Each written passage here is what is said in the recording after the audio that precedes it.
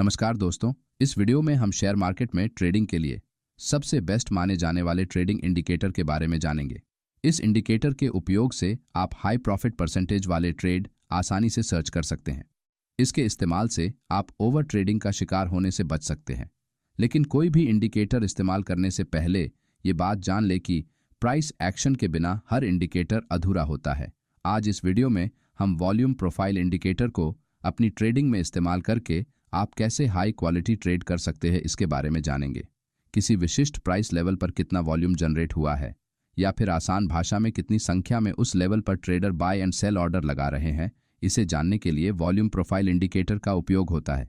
क्योंकि पारंपरिक volume tool या इंडिकेटर आपको इस बारे में एक्यूरेट जानकारी देने में इतने सक्षम नहीं होते, जिससे आपको ट्रेडिंग के दौरान गलत सिग्नल मिलते हैं और आप गलत जगह ट्रेड में एंट्री लेकर अपना लॉस करवा लेते हैं।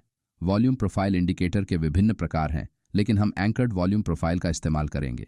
इस इंडिकेटर को चार्ट पर लगाने के लिए आपको ट्रेडिंग व्यू वेबसाइट पर जाना होगा। बाद में लेफ्ट साइड के पैनल के अंदर फोरकास्टिंग एंड मेजरमेंट में एंकर्ड वॉल्यूम प्रोफाइल के ऑप्शन पर क्लिक करें। फिर अपने चार्ट पर वहां क्लिक करें जहां आप वॉल्यूम प्रोफाइल इंडिकेटर लगाना चाहते हैं, और इसे लगाने के बाद आपको चार्ट के लेफ्ट साइड में कुछ इस तरह के पीले और नीले कलर के बार्स नजर आएंगे। यहाँ ये बार्स आपको दिखाते हैं कि प्रत्येक प्राइस लेवल पर कितना ट्रेडिंग वॉल्यूम जनरेट हुआ है।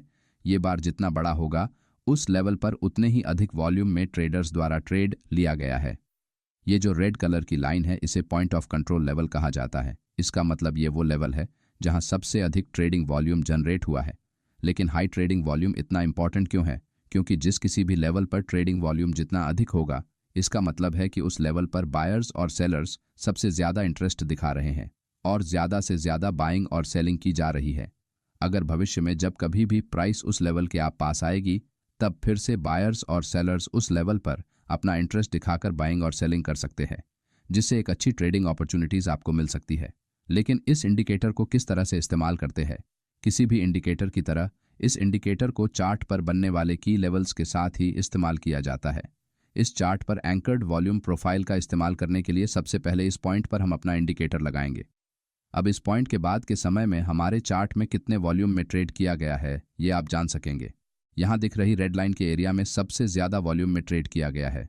इसी लेवल को हम की लेवल कहते हैं। अगर इस लेवल पर भविष्य में प्राइस वापस आएगी तो आप इस ट्रेड में शॉर्ट या फिर लॉन्ग ट्रेड एंट्री बना सकते हैं।